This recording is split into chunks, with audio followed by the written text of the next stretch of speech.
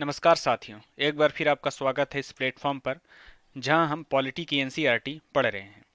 मैं उम्मीद करता हूं कि आप सब लोग बहुत अच्छे होंगे और आप सभी लोगों की पढ़ाई बहुत अच्छी तरीके से आगे बढ़ रही होगी। लेकिन एक उम्मीद आपसे और है कि आप लगातार इस सेशन को देख रहे होंगे व जो भी बातें हम आपको समझाने का प्रयास कर रहे हैं उन सभी बातों को आप समझ रहे होंगे। तो चलिए हम क्लास को शुरू करते हैं और जो जो मुद्दे हैं उनका समाधान करते हुए एक एक टॉपिक को पढ़ते हुए हम आगे बढ़ेंगे। तो इससे पहले के लेक्चर में हमने न्यायपालिका को ख़त्म किया है, मतलब न्यायपालिका के चैप्टर को ख़त्म किया, चैप्टर नंबर 7 को। और आज हमारा चैप्टर नंबर 8 चालू होगा। तो नहीं, सॉरी, चैप्टर नंबर 7 में हमने संघवाद को खत्म, संघवाद चैप्टर हमने कंप्लीट किया है। उससे पहले के चैप्टर नंबर 6 में हमने न्यायपालिका को कंप्लीट किया था। तो आज हमारा जो चैप्टर 8 है उसको हम शुरू करेंगे। तो आप लोगों ने अगर इसके पहले के लेक्चर को देखा है तो अच्छी बात है। जिन्होंने नहीं देखा है तो मैंने उसका लिंक डिस्क्रिप्शन बॉक्स पे और आई बटन पे मैंने उसको प्रोवाइड करा दिया है, तो आप वहां से जाके इसके पहले के वीडियोस देख सकते हैं ताकि आपको आगे समझने में कोई दिक्कत ना हो। क्योंकि क्या होता है कि इससे जितने भी वीडियोस हैं एक दूसरे से इंटरलिंक होते हैं, मतलब सब्जेक्ट में ऐसा बैठाया ही जाता है हर चैप्टर को कि इससे इंटरलिंक हो, जिससे क्या रहे कि पुरानी बातों को अगर आप समझे हो तो नई बातों को समझने में आपके लिए आसानी हो। तो इस तरह से चलिए हम आज का लेक्चर चालू करते हैं। हमारा चैप्टर 8 है जिसका आज मोटिव है स्थानीय शासन, जिसमें हम लोकल गवर्नमेंट के बारे में पढ़ेंगे। इससे जुड़े फॉर्मेशन के बारे में जानेंगे कि क्या है, कैसे है, कितने किस हिसाब से इसका फॉर्मेशन किया जाता है।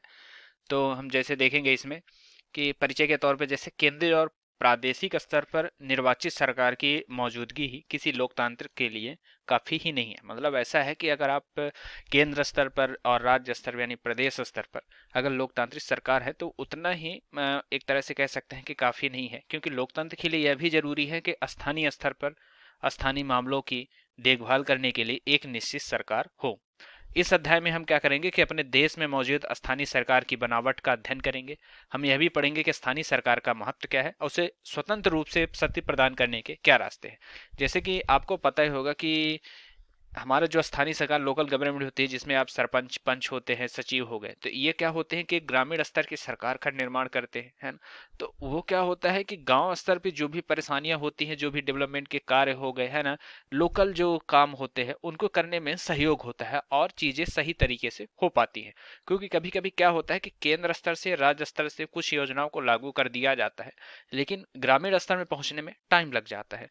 अगर लोकल गवर्नमेंट है तो उससे क्या होता है कि उन चीजों को आसानी से और जल्दी से लोगों तक पहुंचाई जा सकती है, जिससे क्या होता है कि विकास की जो दर होती है वो तीव्र हो जाती है। तो एक तरह से लोकल गवर्नमेंट इसलिए जरूरी होता है। गांव स्तर में होता है, ग्रामीण के लिए हो गए, फिर पंचायत स्तर जिला स्तर पे हो जाता है ना। तो इस तरह से नगर पालिका, नगर निगम, और तो इस तरह से क्या होता है कि अपनी लोकल गवर्नमेंट होती है जो क्या करती है कि आपके लिए जो कार्य होते हैं उनको सरल करने का कार्य करती है। जैसे स्थानीय शासन निकायों का क्या महत्व है इसमें, है ना। तो इसमें हम ये देखेंगे स्थानीय शासकीय निकायों का क्या महत्व है, संविधान के 73वें और 74वें संशोधन के अंतर्गत क्या प्रावधान किए गए, क्योंकि इससे पहले भी संशोधन हुए, नियम बने स्थानीय शासन के लिए, लोकल गवर्नमेंट के लिए, पर ऐसा हो नहीं पाया, है ना। स्थानीय शासकीय निकायों में काम और जिम्मेदारियां कौन कौन सी है, इन सभी चीजों को हम देखेंगे। तो चलिए आज का चैप्टर चालू करते हैं। तो इसमें क्या, इस 15वीं में हम देखेंगे कि स्थानीय शासन क्या है ना। इसकी क्या मतलब मेन परिभाषा होती है। तो इसमें जैसे लिखा गया है कि गांव और जिला स्तर में शासन को चलाने के लिए जो स्थानीय शासन की, मतलब एक तरह से आप ये कह सकते हैं कि ग्रामीण और जिला स्तर के शासन को जो चलाना होता है, जिनके द्वारा चलाया जाता है, उसे ही स्थानीय शासन कहते हैं। यह आम आदमी का सबसे नजदीक का शासन है। मतलब इसमें आप कह सकते हैं कि लोकल आदमी, मतलब जमीनी स्तर के जुड़े जो जितने आदमी हो जाते हैं, या फिर गांव के लोग हो गए, उनके लिए सबसे नजदीक शासन होते हैं। क्योंकि केंद्र और राज्य वहां तक पहुंचना हर व्यक्ति के लिए उतना आसान नहीं होता, लेकिन जब स्थानीय शासन की बात होती है तो यह आम आदमी के लिए सबसे नजदीकी का शासन होता है। इसमें क्या होता है कि आपके लिए जनता की जो दिन प्रतिदिन की समस्याएं होती हैं, रोज की समस्याएं हो गई, है ना, जैसे पेयजल से जुड़े मुद्दे हो गए, ग्राम स्तर पे कोई कानून से जुड़े मुद्दे हो गए, किसी आपके लिए योजनाओं का क्रियान्वयन के लिए हो जाए, तो ये क्या होता है, वहाँ समाधान जो होता है उसका बहुत तेजी से होता है और कम खर्च में हो जाता है। क्योंकि क्या होता है कि जब किसी चीज को लोकलाइज ही करना होता है, तो वो अपने स्तर पे जब करते हैं तो वहाँ ज्यादा संसाधनों का खर्च कम होता है और आसानी से कार्य की पूर्ति हो जाती है। तो ये क्या होता है, एक स्तर से ये स्थानीय शासन होता है। अब हम देखेंगे लोकतंत्र का अर्थ क्या है। लोकतंत्र का जो अर्थ है सार्थक भागीदारी तथा जवाबदेही। लोकतंत्र कहने का मतलब ऐसा हो गया कि जब ज्यादातर लोगों की भागीदारी होगी और जवाबदेही रहेगी कार्यों को लेके, नियमों को लेके, तो वह लोकतंत्र का सही मायने में वही अर्थ होता है ना। जीवंत और मजबूत स्थानीय शासन सक्रिय भागीदारी और उद्देश्यपूर्ण जवाबदेही को सुनिश्चित करता है। कहने का तात्पर्य ऐसा है कि अगर जो स्थानीय शासन होता है ना, वो लगातार काम करे, है ना, और मजबूत रहे, है ना, किसी भी मामले को लेकर अडिग रहे, काम करने को लेकर, पूरा करने का, और सक्रिय भागीदारी मतलब लोगों का जो जनसमूह का जो भागीदारी है, पार्टिसिपेशन है, वो जवाबपूर्ण रहे, है ना, जवाबदेही रहे उनमें कि हाँ हमके ये काम करके देना है, या फिर अगर काम ना हो तो लोग उनसे जवाब पूछ सके। इस तरह का अगर होता है तो वही लोकतंत्र का सही मायने में अर्थ होता है। जो काम स्थानीय स्तर पर किए जाते हैं वे काम स्थानीय लोगों तथा उनके प्रतिनिधियों के हाथों में रहने चाहिए, जिससे क्या होता है आम जनता राज्य सरकार या केंद्र सरकार से कहीं ज्यादा स्थानीय शासन से परिचित होती है। तो जब स्थानीय स्तर पर लोगों का यही एक भाव होता है कि हमें क्या है कि केंद्र की राजनीति का उतना जानकारी नहीं होती है, राज्य की राजनीति की उतनी जानकारी नहीं होती है, लेकिन जो स्थानीय स्तर पर जो राजनीति हो रही है, फिर जो शासन के कार्य हो रहे हैं, जो नियम बन रहे हैं, उनके लोकलाइज जो आम आदमी होते हैं उनको ज्यादा जानकारी होती है, जिससे क्या होता है उनकी भागीदारी बढ़ जाती है ना। और उससे क्या होता है कि स्थानीय शासन से परिचित होने के कारण स्थानीय शासन एक अच्छे तरीके से वर्क करता है। अब हम देखेंगे भारत में स्थानीय शासन का विकास किस हिसाब से हुआ है ना, क्योंकि ऐसा तो है नहीं कि ये अभी मॉडर्न मॉडर्न एक तरह से आप कह सकते हैं मॉडर्न एज में ये चालू हुआ है, क्योंकि ये हुआ है बहुत पहले से। तो क्या होता है प्राचीन भारत में भी अपना शासन खुद चलाने वाले जब समुदाय थे वो सभा के रूप में मौजूद थे, है ना।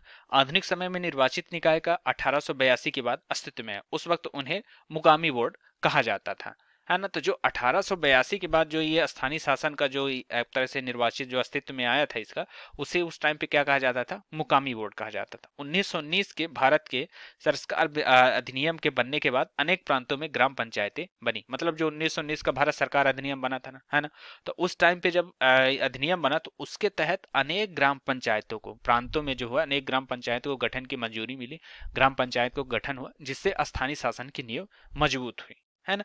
जब संविधान बना तो स्थानीय शासन का विषय प्रदेशों को सौंपा गया, है ना। संविधान के नीति निर्देशक सिद्धांतों में भी इसकी चर्चा है, मतलब डीपीएसपी जो अपना 3651 तक है ना, इसमें अनुच्छेद 40 में आपके ग्राम पंचायतों के गठन के बारे में पूर्ण विवरण दिया गया है, जिससे क्या है कि हाँ स्थानीय सरकार क्या रहेगी, राज्य सरकार के द्वारा क्या रहेगा, केंद्र सरकार के द्वारा नियम बना के ग्राम पंचायत को गठन की जिम्मेदारी दी गई। तो अपने संविधान में ऐसा सौंपा गया है। इससे क्या होता है कि जो अपना एक तरह से कह सकते हैं जो स्थानीय शासन का विषय था वो किसको सौंपा गया था, राज्य को सौंपा गया था, क्योंकि केंद्र के पास ऑलरेडी इतने ऊपर ओहदे पे बैठा है कि उसे पूरे राज्यों को संभालना है। अब वो अगर एक एक स्थानीय सरकार को संभालेंगे तो उसके लिए वर्कलोड बढ़ जाएगा, तो ये काम किसको सौंपा गया था, एक तरह से स्थानीय शासन का विकास जो सौंपा गया था वो राज्य को सौंपा गया था। स्वतंत्र भारत में जो स्थानीय शासन हुआ है उसके बारे में आपको ये चर्चा की गई है। तो संविधान के 73वें और 74वें संशोधन के बाद, है ना, पहले क्या था, इससे पहले उतना इसका मजबूत नहीं किया गया था। जब 73 और 74 अनुच्छेद एक तरह से संशोधन हो गया था तो उसमें स्थानीय शासन को मजबूत आधार मिला। इससे पहले 1952 का सामुदायिक विकास कार्यक्रम जो लागू किया गया था नेहरू गवर्नमेंट के द्वारा, इस क्षेत्र में एक अन्य प्रयास था। इससे पृष्ठभूमि में ग्रामीण विकास कार्यक्रम के तहत एक त्रिस्तरीय पंचायती राज की व्यवस्था शुरू हुई, मतलब इसकी सिफारिश की गई। जो 1952 का सामुदायिक विकास कार्यक्रम, इसको पृष्ठभूमि ग्रामीण विकास के लिए जो त्रिस्तरीय पंचायती राज व्यवस्था की शुरुआत की सिफारिश की गई थी। तो ये निकाय वित्तीय मदद के लिए केंद्र सरकार पर और प्रदेश सरकार पर ज्यादा निर्भर थे, जिस कारण से इनका उतना वर्चस्व या फिर कार्य नहीं हो सका। तो सन 1987 के बाद स्थानीय शासन की संस्थाओं के गहन पुनर्लोकन की शुरुआत हुई, क्योंकि क्या हुआ कि ये उतना सक्सेस नहीं हुआ है, जिसके कारण क्या हुआ कि दोबारा ऐसी समितियां गठित की गई जिन पर इन चर्चाएं हुई। तो सन 1989 में पीके थुग्गन समिति ने, जो पीके थिग्गन समिति जो 1989 में बनी थी, तो उसने स्थानीय शासन के निकायों के लिए जो संवैधानिक दर्जा प्रदान करने की जो सिफारिश की गई थी सबसे प्रथम में इन्हीं से की गई थी। तो उसके बाद क्या हुआ था, संविधान का 73वां और 74वां संशोधन 1992 के संसद ने 73वां और 74वां संशोधन अधिनियम पारित किया, जिससे क्या हुआ 73वें संशोधन के तहत गांव में स्थानीय शासन जुड़ा, है ना। इसका संबंध पंचायती राज व्यवस्था से है। और जो 74वां संशोधन था उसमें शहरी स्थानीय शासन की शुरुआत थी, जो नगर पालिका नगर निगम बोर्ड जो बनते थे तो उनका ये शुरुआत हुआ। तो 73वें जो संविधान हुआ था उससे कुछ प्रावधान कैसे, जैसे त्रिस्तरीय पंचायती ढांचा जो था उसमें क्या था, अब सभी प्रदेशों में पंचायती राज की व्यवस्था का जो स्तर होगा वो त्रिस्तरीय होगा, है ना। तो ये मैंने आपके लिए प्रस्तुत किया है। तो इसमें क्या है, प्रथम पायदान पे जो होगा वो ग्राम सभा होगी, है ना। ये 73 संविधान संशोधन की ये प्रारूप है। तो इसमें क्या था, प्रथम पायदान पे उन्होंने ग्राम पंचायत को रखा था, द्वितीय पायदान पे इन्होंने ब्लॉक लेवल पे रखा था, ब्लॉक लेवल जो समिति हो गई, ब्लॉक समिति हो गई, उस पर रखा था, और तृतीय पायदान यानी जिला स्तर पर इसे जिला पंचायत नाम दिया गया। तो ग्राम से बड़ी ब्लॉक समिति, तो ब्लॉक से बड़ी जो थी वो जिला समिति थी। तो इस तरह इनकी व्यवस्था कीजिए। अब इनके चुनाव की बात आई तो चुनाव क्या हुआ कि पंचायती राज संस्थाओं ने 3 स्तरों पर चुनाव सीधे जनता करती है। मतलब ये लोकतंत्र की ही तरह, मतलब एक तरह से लोकतंत्र को बढ़ावा देने के लिए जो व्यवस्था की गई थी उसके आधार पर जो इन्होंने स्तर रखा चुनाव का वो सीधे जनता द्वारा इन्होंने रखा। तो इससे क्या हुआ, हर निकाय की अवधि क्या तय कर दी, 5 साल। मतलब अगर एक बार आप सरपंच या पंच या फिर जिला पंचायत में चुने जाते हैं तो आप 5 साल के लिए इसमें अवधि आपकी रहेगी। अब हम देखेंगे आरक्षण। तो आरक्षण के लिए इसमें कहा गया महिलाओं के लिए 1/3 सीटें रिजर्व कर दी गई, है ना। मतलब जितनी भी सीटें होंगी 50-100 होंगी उसका 1/3 महिलाओं के लिए रिजर्व कर दिया गया। और ST SC वालों के लिए भी उनकी जनसंख्या के अनुपात में आरक्षण दिया गया। जहां ज्यादा जनसंख्या है तो उस हिसाब से आरक्षण दिया, जहां कम है तो उनको प्रॉपर मौका मिले, इस हिसाब से उनको आरक्षण का प्रावधान दिया गया। यदि प्रदेश सरकार चाहे तो पिछड़ा वर्ग को भी सीट में आरक्षण दे सकती है। मतलब ऐसा कोई व्यवस्था की नहीं गई थी संशोधन के टाइम पे, लेकिन अगर गवर्नमेंट चाहती है, स्टेट गवर्नमेंट चाहती है कि OBC वर्ग को भी आरक्षण दिया जाए तो वो व्यवस्था कर सकती है। इस आरक्षण का लाभ हुआ कि आज महिलाएं सरपंच पद के पर भी कार्य कर रही है तथा महिलाएं आगे बढ़ रही है। उन्होंने भी अपने जो गांव की जो जिम्मेदारी है वो बाखूबी निभाई है और उस पर प्रॉपर वर्क की है। भारत में अनेक प्रदेशों की आदिवासी जनसंख्या वाले क्षेत्रों में 73वें संशोधन के प्रावधानों से दूर रखेगा गया, परंतु सन 1996 में एक अलग कानून बनाकर पंचायती राज के प्रावधानों को इन क्षेत्रों में भी शामिल कर लिया गया। राज्य चुनाव आयुक्त, प्रदेशों के लिए जरूरी था कि वे एक राज्य चुनाव आयुक्त की नियुक्ति करें, है ना। इस चुनाव आयुक्त की जिम्मेदारी पंचायती राज संस्थाओं को चुनाव कराने की होगी, है ना। तो राज्य वित्त आयोग क्या था कि वित्तीय प्रदेश की सरकारों के लिए जरूरी था जो हर 5 वर्ष में एक प्रादेशिक वित्त आयोग बनाए। यह आयोग प्रदेश में मौजूद स्थानीय शासन की संस्थाओं की आर्थिक स्थिति की भी जानकारी रखेगा। तो इस तरह से राज्य वित्त आयोग भी कार्य करता था। तो ये सारे प्रावधान 73वें संशोधन के अंतर्गत हो गए। अब हम देखेंगे जो 74वां संविधान संशोधन हुआ था उससे रिलेटेड सारे फैक्ट।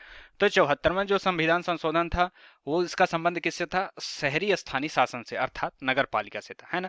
तो इसका पूर्ण जो आपके हिसाब से कह सकते थे कि क्षेत्र आता था वो शहरी इलाका आता था, है ना। तो शहरी इलाकों में ऐसे इलाके जिनमें कम से कम 5,000 की जनसंख्या हो, कामकाजी पुरुषों की 75%, खेती बाड़ी से अलग काम करते हो, है ना। जनसंख्या का घनत्व कम से कम 400 व्यक्ति प्रति वर्ग किलोमीटर हो, जिसमें विशेष अनेक रूप से 74वें संविधान संशोधन में 73वें संविधान संशोधन का दोहराव है। मतलब कुछ बातों में जो 73वें संविधान संशोधन में हुआ है वही आपके 74वें संविधान संशोधन में भी दोहराव हो गया है। लेकिन यह संशोधन शहरी क्षेत्रों से संबंधित है। मतलब पूर्ण रूपेण सिर्फ जितनी भी इसमें नियमित नियम थे, कानून थे, वो सिर्फ शहरी क्षेत्रों के लिए लागू होता था। 73वें संविधान संशोधन के सभी प्रावधान मसलन प्रत्यक्ष चुनाव, आरक्षण, विषयों का स्थानांतरण, प्रादेशिक चुनाव आयुक्त और प्रादेशिक वित्त आयोग 74वें संशोधन में भी शामिल है। मतलब जो वित्त आयोग था, राज्य चुनाव आयुक्त हो गया, ये जैसे 73वें संविधान संशोधन में था वैसे 74वें संविधान संशोधन में भी था तथा नगर पालिकाओं पर भी ये लागू होता था। 73 और 74 संविधान संशोधन का जो क्रियान्वयन हुआ था 1994 से 2016, इस अवधि में क्या हुआ था कि प्रदेश में स्थानीय निकायों के चुनाव के कम से कम 4 से 5 बार हो चुके हैं। इसमें निरंतर बढ़ोतरी हुई है। महिलाओं की शक्ति तथा आत्मविश्वास में भी काफी वृद्धि हुई थी। मतलब पहले ऐसा होता था कि महिला सरपंच चुनी जाते थे लेकिन उनके जगह पर उनके पति कार्य करते थे, लेकिन वर्तमान समय में आजकल महिलाएं भी सरपंच पद बखूबी संभाल रही हैं, कार्य कर रही हैं, विकास के कार्यों में अपना योगदान दे रही हैं। अब देखेंगे विषयों का जो स्थानांतरण हुआ था। संविधान के संशोधन में 29 विषय को स्थानीय शासन के हवाले किया गया था, है ना। ये सारे विषय स्थानीय विकास तथा कल्याण के लिए जरूरतों से संबंधित थे। तो इस तरह से विषयों का स्थानांतरण किया गया था। अब हम देखेंगे स्थानीय शासन के विषय। स्थानीय शासन के विषय में क्या क्या आता है, जैसे इसको हम देखेंगे तो आपका यह है 11वीं अनुसूची का विषय जो था, है ना। तो उसके अंतर्गत इनमें क्या क्या आ जाता है, बाजार और मेला, है ना, कृषि, सिंचाई, लघु उद्योग, ग्रामीण विकास, सड़कें, पेयजल, शिक्षा, ग्रामीण विद्युतीकरण, ये स्वास्थ्य एवं परिवार। तो ये सब क्या था, 11वीं सूची के अनुसूची के विषय थे। मतलब आपके हिसाब से आप ये कह सकते हैं कि ये पूरा जो सिस्टम आपके लिए तैयार किया गया था ये था आपके स्थानीय शासन के विषय, मतलब जो स्थानीय शासन किए जाएंगे उनमें किए जाने वाले कार्य कौन कौन से हैं, ये सारे कार्य थे। जिसमें लघु लघु उद्योगों को स्थानीय शासन के अंतर्गत रखा गया, सिंचाई, कृषि, बाजार और मेला, ग्रामीण को जो विद्युतीकरण हो रहा था, ग्रामीण विकास, पेयजल, सड़क, शिक्षा, स्वास्थ्य, परिवार, ये सब उसके अंतर्गत होता। और इसका वर्णन किस में था, 11वीं अनुसूची के विषय में था। अब स्थानीय शासन के समक्ष हम समस्याएं देखें तो इसका सबसे पहला जो समस्याएं हैं स्थानीय शासन में, सबसे पहला आता है धन का अभाव। क्योंकि स्पष्ट उल्लेख तो है कि हाँ राज्य के द्वारा इस पर पूरा राज्य वित्त आयोग इसका खर्च संभालेगा, लेकिन किसमें कितना अनुदान दिया जाएगा इसका स्पष्ट उल्लेख नहीं है। क्योंकि क्या होता है कि इनमें जितना भी कार्य किया जाता है वो राज्य सरकार के अंतर्गत आता है, लेकिन क्या रहता है कभी कभी केंद्र सरकार भी हेल्प करती है और राज्य सरकार भी हेल्प करती है, लेकिन पूर्णतः धन का अभाव हो जाने के कारण स्थानीय सरकारें को उतने प्रभावी ढंग से नहीं चलाया जा सकता। क्योंकि राज्य सरकार का कह देना है कि हमारे पास उतना बजट नहीं रहता या फिर उतना अनुदान नहीं रहता कि हम इनको भी अनुदान दे सकें, तो ये केंद्र के हवाले ये सारी जिम्मेदारी थोपी जाती है। जनता का जागरूक ना होना है ना, चुनाव तो हो रहे हैं, आम जनता उसमें सहभागी हो रही है, लेकिन उनका उतना जागरूक न होना या फिर उतने प्रभावशाली ढंग से उस प्रक्रिया में भाग न लेने के कारण स्थानीय शासन के समझ समस्याएं उत्पन्न हो जाती हैं। आय से अधिक खर्च हो जाता है, वित्तीय मदद के लिए ये सिर्फ सरकारों पर निर्भर है, मतलब खुद से इनकम जनरेट करने का स्थानीय शासन के पास ऐसा कोई नियम नहीं है ना, कोई पावर नहीं है कि खुद से भी स्थानीय अपने हिसाब से पावर इनकम जनरेट कर सके। जिससे क्या रहते हैं पूर्ण रूपेण वित्त क्या रहता है राज्य और केंद्र से निर्भर रहते हैं, जिससे क्या रहता है इनको चलाने में कठिनाई आती है। अब हम देखेंगे स्थानीय शासन की आवश्यकताएं क्या है, क्यों जरूरी है स्थानीय शासन, इसका क्या कारण है।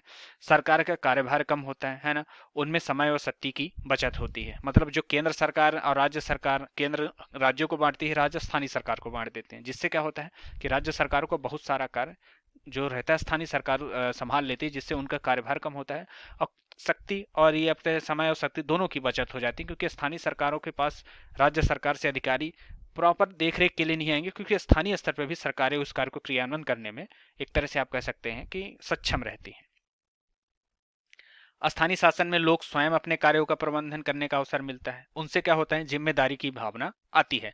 स्थानीय स्तर पर आपसी संबंधों में सुधार आता है, स्थानीय निकायों द्वारा नवीन योजनाओं की अच्छी जानकारी प्राप्त होती है ना, अच्छी स्थानीय समस्याओं का समाधान कम खर्च व कम समय में कर पाते हैं। स्थानीय शासन का अर्थ है स्थानीय लोगों द्वारा स्वयं का शासन चलाना, जिससे क्या होता है इन सब के कारण क्या होता है कि स्थानीय स्तर पर आपसी संबंध जो रहते हैं अगर साथ में काम करेंगे तो संबंधों में सुधार आता है, लोगों के बीच जिम्मेदारी की भावना आती है ना, और संसाधन पर कम खर्च होता है और समय पर कार्य पूर्ण होता है।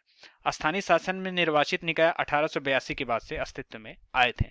महात्मा गांधी ने सत्ता के विकेंद्रीकरण की बात की थी, जिसमें ग्राम पंचायतों को मजबूत और स्वावलंबी बनाने का जोर दिया था।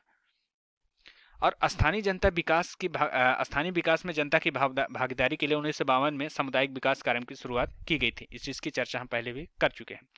अब हम देखेंगे संविधान में स्थानीय शासन को उचित महत्व नहीं मिला है ना, मतलब जो स्थानीय शासन की जो व्यवस्था की गई है संविधान में है ना, कि ग्रामीण स्तर पर जो स्थानीय शासन होगी, ग्राम पंचायत पंचायतों द्वारा स्थानीय लोगों से मिलके सारे कार्य को किया जाएगा, तो उसको उतना महत्व नहीं मिला है। क्योंकि देश विभाजन के कारण क्या हुआ कि संविधान का झुकाव केंद्र को मजबूत बनाने में रहा, क्योंकि केंद्र मजबूत होगा तभी क्या होगा कि जो उस टाइम पे जो 500 रियासतें थी लगभग, तो उनका ऐसा था कि एकीकरण में बहुत ज्यादा बाधाएं आ रही थी। जी, इस बाधा को दूर करने के लिए केंद्र का मजबूत होना जरूरी था, जिस कारण से संविधान का झुकाव पूरी तरह से केंद्र को मजबूत बनाने में रहा।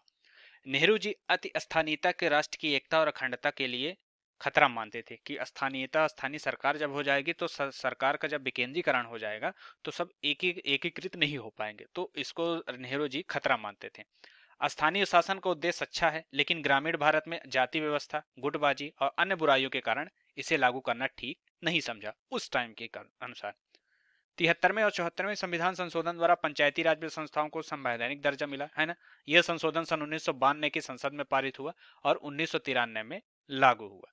सभी पंचायती संस्थाओं में 1/3 सीटें महिलाओं के लिए आरक्षित की गई है ना, तो मतलब इतनी सारी व्यवस्था की गई, लेकिन उसके बाद भी उतना महत्व नहीं मिला। स्थानीय विकास तथा कल्याण की जरूरतों के लिए 19 विषयों को संविधान की 11वीं अनुसूची में दर्ज कराकर स्थानीय शासन के हवाले किया गया। पंचायती राज संस्थाओं का त्रिस्तरीय ढांचा अपनाया गया। इन संस्थाओं से अलग राज्य चुनाव आयोग तथा राज्य वित्तीय आयोग की स्थापना की गई, जिससे क्या रहा कि इनका जो क्रियान्वयन हो उचित तरीके से किया जा सके। तो इस तरह ही हमारा स्थानीय शासन का महत्व हो गया कि क्यों ऐसा हुआ। अब हम देखेंगे कि इसके जो निष्कर्ष में हम देखेंगे, जो मैंने इसके लिया, तो इस अनुभव से हमें यही संकेत मिलते हैं कि स्थानीय जो शासन का था, है ना, इससे एजेंसी की भूमिका निभाते हुए केंद्र और राज्य ने विकास कार्यों को लागू करना जारी रखेंगे। स्थानीय शासन को ज्यादा शक्ति देने का मतलब है कि हम सत्ता के वास्तविक विकेंद्रीकरण के लिए तैयार रहेंगे। आखिरकार लोकतंत्र का मतलब होता है कि सत्ता की भागीदारी जनता में होगी, और ये आप अच्छे से पता है आपको कि ग्रामीण स्तर से ही इसकी शुरुआत होती है, क्योंकि जब स्थानीय स्तर पर शासन की मजबूत पेशकश की जाएगी तो राज्य और केंद्र में भी इसका महत्वपूर्ण असर देखने को मिलेगा, है ना। और इसके साथ क्या हुआ, स्थानीय शासन के संबंध जो कानून बने हैं वो लोकतांत्रिकरण की दिशा में महत्वपूर्ण कदम माने जाएंगे। लेकिन लोकतंत्र की असली परीक्षा कानूनी प्रावधानों में नहीं बल्कि इन प्रावधानों को अमली जामा पहनाने में है।